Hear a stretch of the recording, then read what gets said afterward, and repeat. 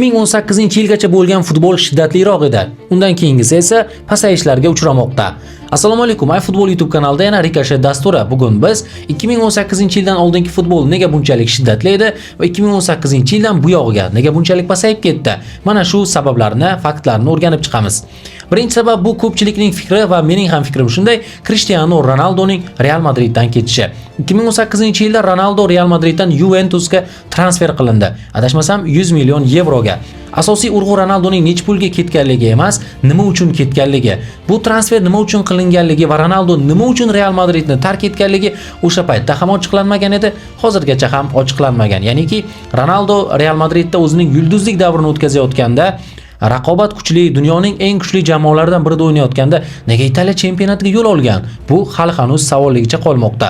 Aynan Ronaldo ketganidan so'ng, bilasiz, dunyo futbolida Real Madrid va Barselona kabi raqobatbardosh jamoalar yo'q. Shu bilan bir qatorda Ronaldo va Messi kabi raqobatbardosh futbolchilar ham bo'lmagan. Klassikolarning darajasi pasaydi.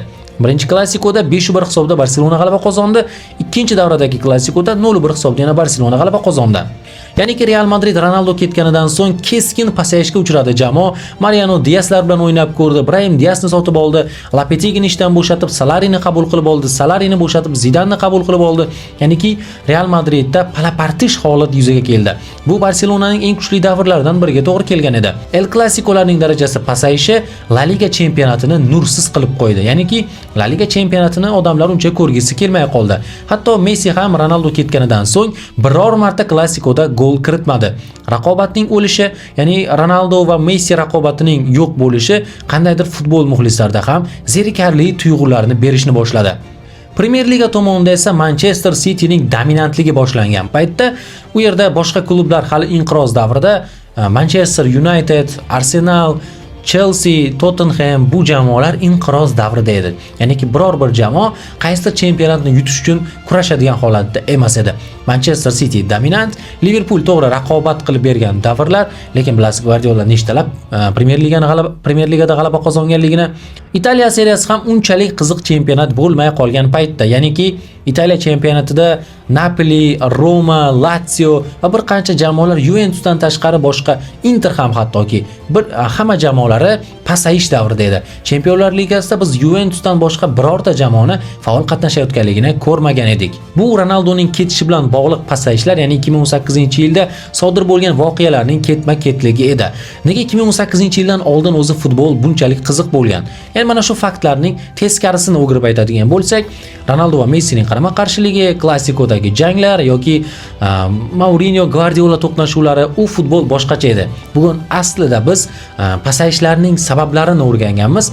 Ikkinchi sabab esa bu VAR deb qaralyapti. Ya'ni 2018-yilgacha katta musobaqalarda VAR yo'q edi.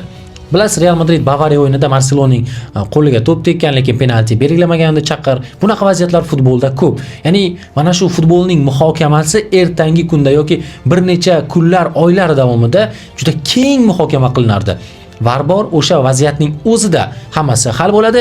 Futbol keyinchalik muhokama qilinadigan narsaga aylanmaydi. Qaysi epizodni muhokama qilib bo'lmaydi, sababi u o'sha paytning o'zida, o'sha lahzaning o'zida VAR tomonidan aniqlab va nuqta qo'yiladi.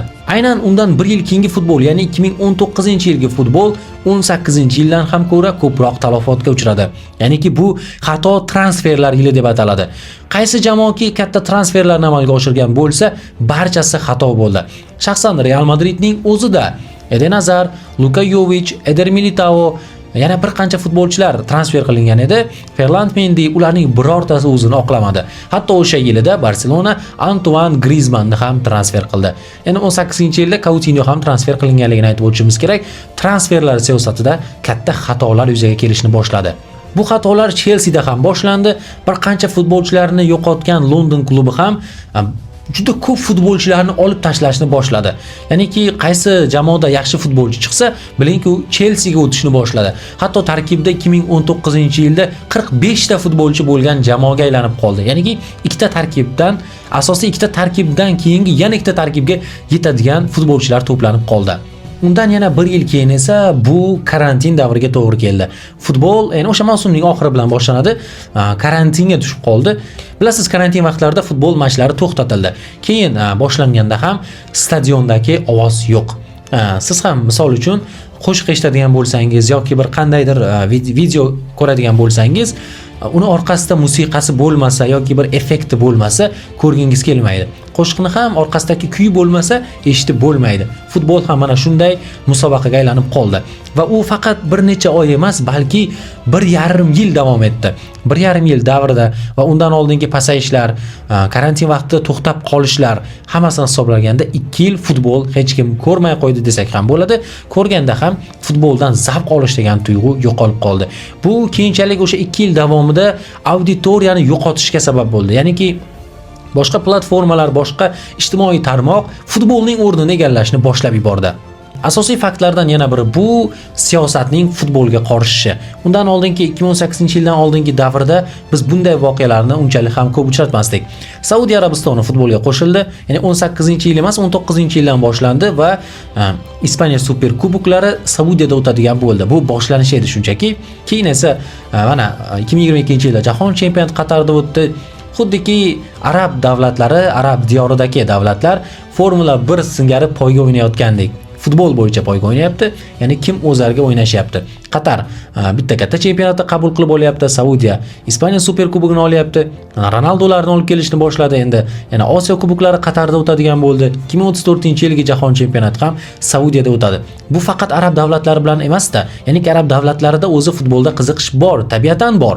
Lekin umuman futbolga qiziqmaydigan Amerika diyoriga ham biz birinchi klublar o'rtasidagi jahon chempionatini olib bordik. Endi esa jahon chempionatini ham o'sha yerda o'tkazyapmiz. Amerika faqat bu bilan cheklanmoqchi emas, sababi Italiya chempionatining eng markaziy o'yinlarini Amerika diyorida o'tkazishmoqchi. Shu bilan birgalikda Amerika Qo'shma Shtatlarida La Liganing o'sha Real Madrid va Barselona ishtirokidagi 5 tadan uchrashuvni har yili o'tkazish ham taklif qilingan. Endi hozir Real Madrid va Barselona bo'lganligi uchun bu taklif amalga oshmadi. Italiya seriyasida amalga oshishga yaqin turibdi. Shu bilan bir qatorda Amerika faqat bularga emas, Premier Ligaga ham takliflar tayyorlayapti. Keyingi yuqori chempionatlarda ham Amerika o'zini aralashtirmoqchi. Arablar, Amerika va boshqa jamoalarga qaraydigan bo'lsak, futbolga siyosatning aralashishi juda ham katta bo'ldi. Bu orada o'sha yomon bir bayroqlar komanda sardorligi jihatida aks ettirildi va boshqa siyosat ham aralashishni boshladi. Futbol siyosatga va biznesga qorilgan paytda o'lishi aniq edi. Siyosatning futbolga ta'sir qilgan yana bir jihati bu Roman Abramovichning Chelseadan ketishi. Ha, bu rossiyalik oligarxning Chelseani qanchalik yaxshi ko'rishini va Chelseani qaysidir ma'noda biz ko'rgan Chelseani Chelsea qilgan rahbarning olib tashlanishi, endi siyosat bilan bog'liq holat bu ham, ya'ni futbolga aralashgan siyosat bo'lib qoldi. Keyin Chelsea boshqa Todd Boehly ismli rahbarga o'tib ketdi. Bilasizmi, futbolning 2018-yildan keyingi qulashi bilan Chelseaning qulashini solishtiradigan bo'lsak, Chelseaniki achinarliroq ko'rinaveradi. Sizningcha 2018-yildan keyingi futbolning mana shu tub burilishi, ya'ni pasayishlarga qaysi omillar sabab bo'ldi? Buni izohlarda yozib qoldirishingiz mumkin.